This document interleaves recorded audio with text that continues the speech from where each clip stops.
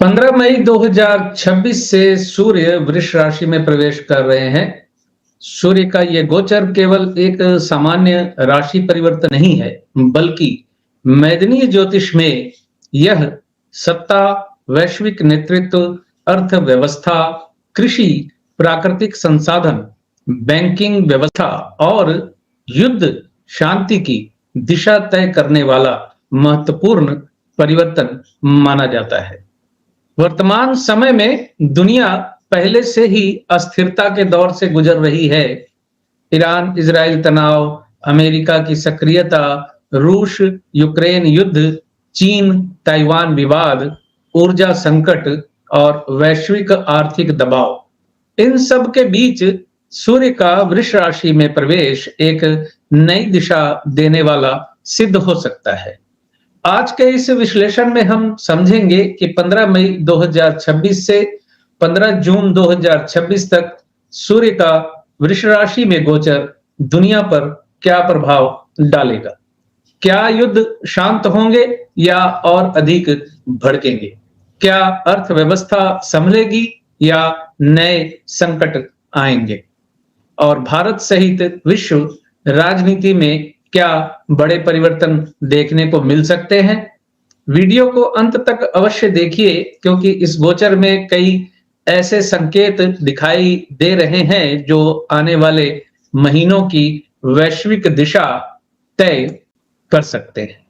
वृष राशि शुक्र की राशि है और सूर्य यहाँ शत्रु राशि में माने जाते हैं। जब सूर्य वृष में आते हैं तब सत्ता और विलास, नेतृत्व और आर्थिक शक्तियां, राष्ट्रवाद और व्यापारिक हितों के बीच टकराव बढ़ने लगता है।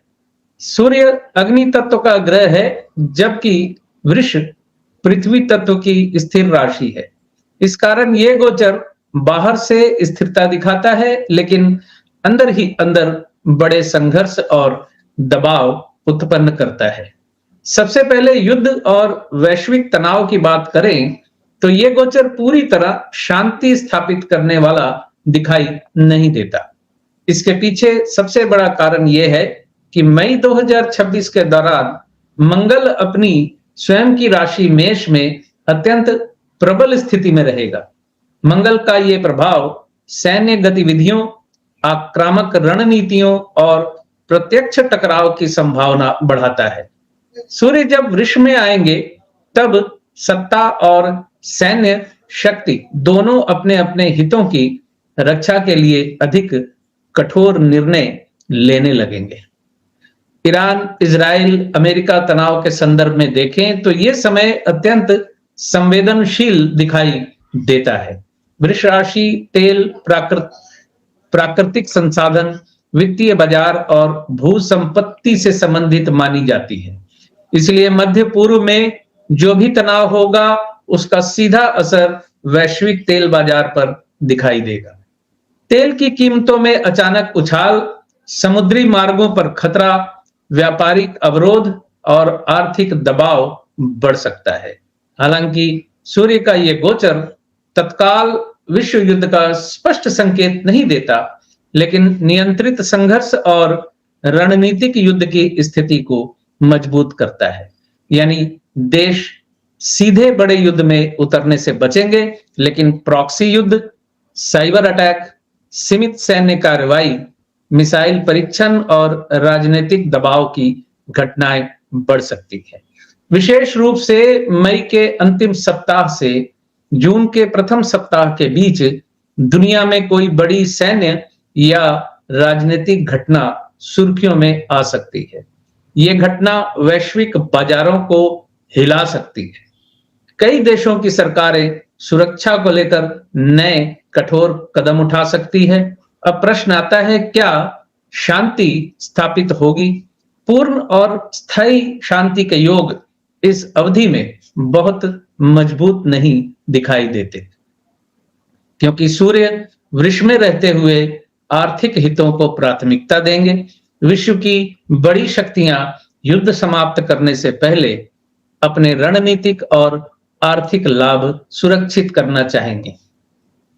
इस कारण वार्ता होगी, समझौते की बातें होंगी, लेकिन पर्दे के पीछे सैन्य तैयारी भी जारी रहेगी।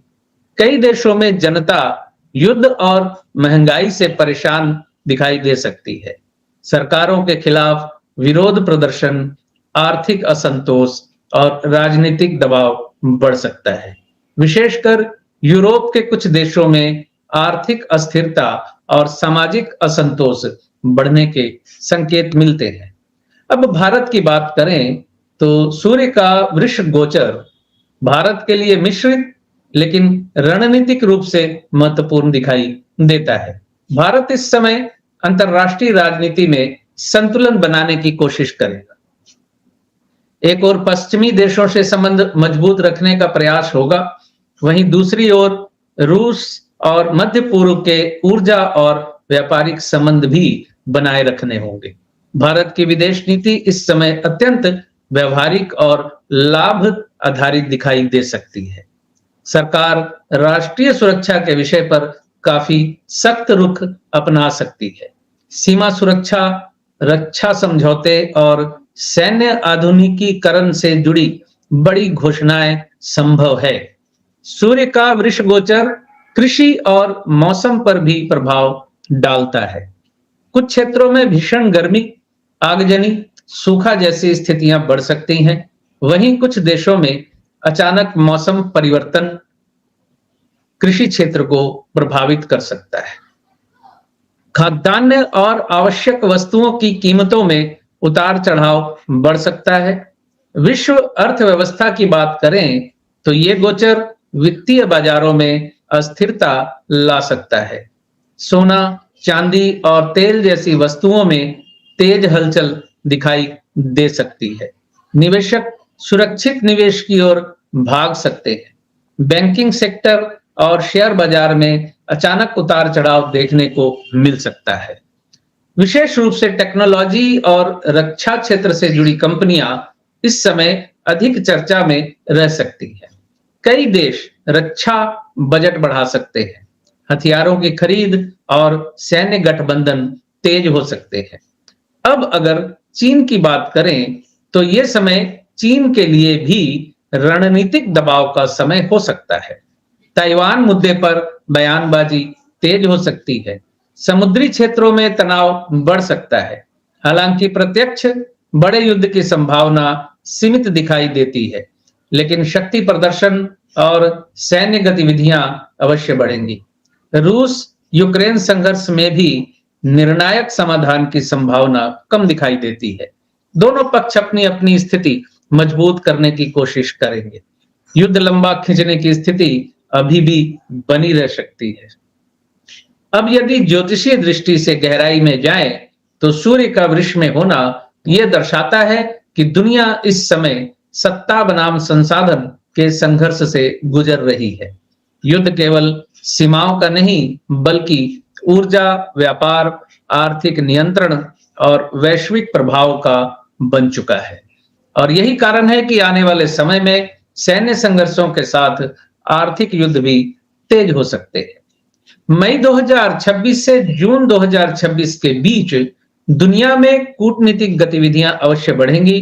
कई देशों के बीच महत्वपूर्ण बैठकें और समझौते हो सकते हैं, लेकिन ये शांति की अंतिम शुरुआत नहीं, बल्कि अस्थायी संतुलन जैसा अधिक दिखाई देता है।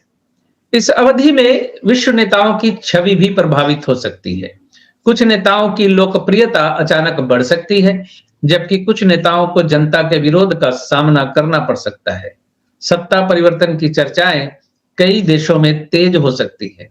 यदि निष्कर्ष निकालें तो सूर्य का वृष राशि में गोचर दुनिया को पूर्ण शांति की ओर नहीं, बल्कि तनावपूर्ण संतुलन की ओर ले जाता दिखाई देता है। युद्ध की आग पूरी तरह शांत नहीं होगी, लेकिन बड़े राष्ट्र खुला विश्व युद्ध टालने की कोशिश करेंगे। इसके बावजूद क्षेत्रीय संघर्ष, सैन्य दबाव, आर्थिक युद्ध और राजनीतिक टकराव लगातार बने रह सकते हैं। आने वाला समय दुनिया को यह सिखाने वाला है कि अब युद्ध केवल हथियारों से नहीं, बल्कि अर्थव्यवस्था, ऊर्जा, तकनीक और कूटनीति से भी लड़े जाएंगे। आप क्या सोचते हैं? क्या महसूस होता है वर्तमान स्थिति में? कमेंट करके अपनी राय ज़रूर बताने की कोशिश करें।